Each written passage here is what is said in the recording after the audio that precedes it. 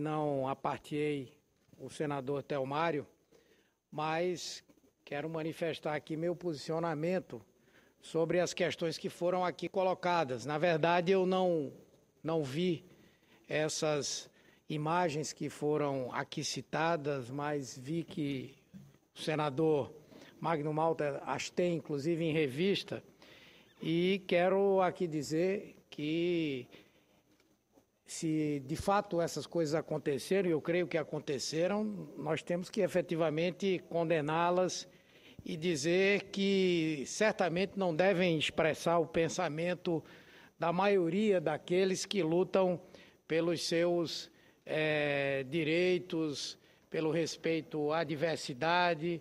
Sem dúvida, é um desrespeito cometido contra a religiosidade da população brasileira e, com certeza, quem rejeita e combate a intolerância não pode ser intolerante. Então, gostaria de registrar aqui meu posicionamento. Mas, senhor presidente, tive a oportunidade de assistir na manhã de hoje, com muita satisfação, ao lançamento da nova etapa do Programa de Investimento em Logística, feito pela presidenta Dilma. É um plano grandioso como o Brasil, que prevê investimentos de quase 200 bilhões de reais para dar continuidade ao processo de modernização da infraestrutura de transportes do nosso país, por meio de concessões de rodovias, ferrovias, portos e aeroportos em todo o território nacional.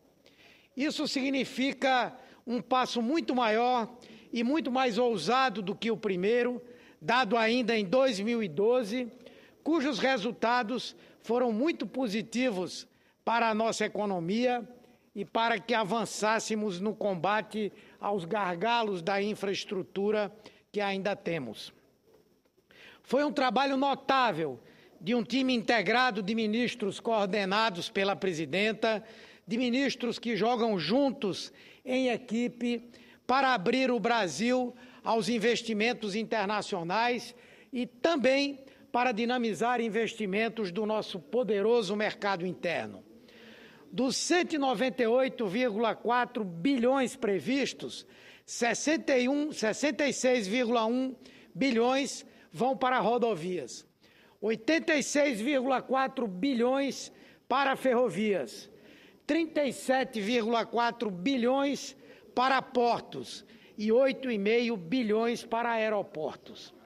Ainda este ano, 5 leilões responderão pela concessão de mais de 2.600 quilômetros de rodovias em 7 estados brasileiros, movimentando 19,6 bilhões. As empresas vencedoras terão que oferecer o menor valor para a tarifa de pedágio e realizar melhorias, como duplicação das pistas, terceira pista, faixas adicionais e sinalização, entre outras benfeitorias.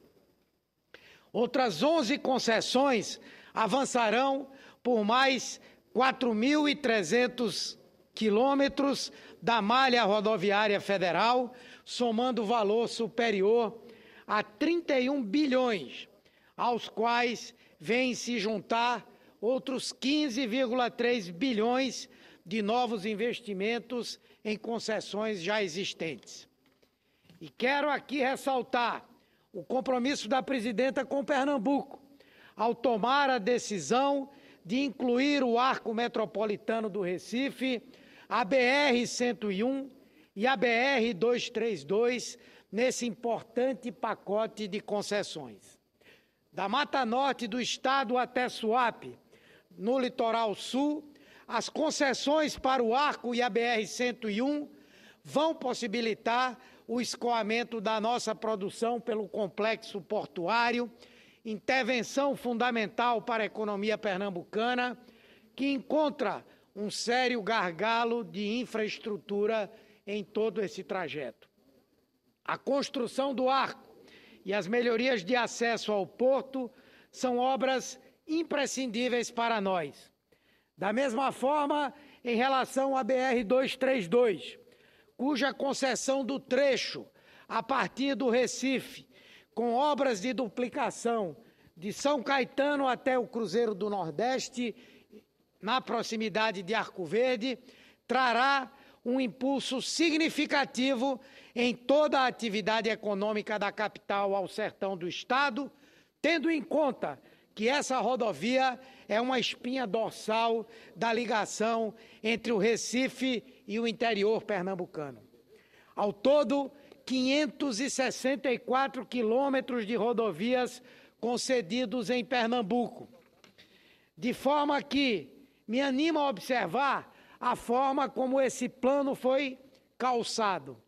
Esse é o esteio de uma política econômica que se entrelaça indissociavelmente com o desenvolvimento social e é o norte de um governo que persegue o crescimento e o combina com a inclusão e com a promoção da igualdade.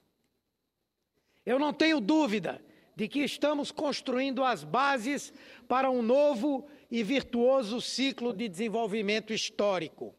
No que tange às ferrovias, vamos seguir corrigindo séculos de atraso em investimentos nesse tipo de modal. O governo está estimando 86,4 bilhões de reais os recursos destinados a ampliar a capacidade de nossa malha, que foi dividida em 6 blocos, dos quais destaco aqui 2 em especial: o da Ferrovia Norte-Sul e o da chamada Ferrovia Bioceânica, que vai dar ao Brasil uma saída para o Pacífico com a finalidade de que tenhamos um acesso estratégico para escoar nossa produção aos países asiáticos. Em portos, os investimentos serão da ordem de 37,4 bilhões em 50 novos arrendamentos, em 63 terminais de uso privado e em 24 renovações antecipadas de arrendamentos. Novamente, quero ressaltar o bem enorme que o nosso governo promoverá em Pernambuco, tendo em conta que Suape está contido nesta lista. Pernambuco ganhará concessão para 2 terminais de contêineres e carga em geral, 2 terminais para granéis minerais e 1 para grãos. Só o de contêineres, com investimentos da ordem de 981 milhões de reais, deve ter sua capacidade aumentada em mais de 50%, chegando a poder movimentar 10,5 milhões de toneladas. Como bem disse a presidenta, ladeada por vários governadores de estado, muitos deles de oposição, como prova de que seu governo se norteia não por conveniências políticas, mas pelo interesse público e dos brasileiros. Esse não foi apenas o anúncio de grandes números e de projetos ambiciosos, foi especialmente a renovação do compromisso com o desenvolvimento do nosso país, com o avanço do Brasil. Os aeroportos, que nos nossos governos tiveram um aumento de 150% no volume de passageiros, graças ao crescimento de renda da população, que ganhou o direito de viajar de avião, também entraram de forma muito vigorosa nessa nova etapa do plano.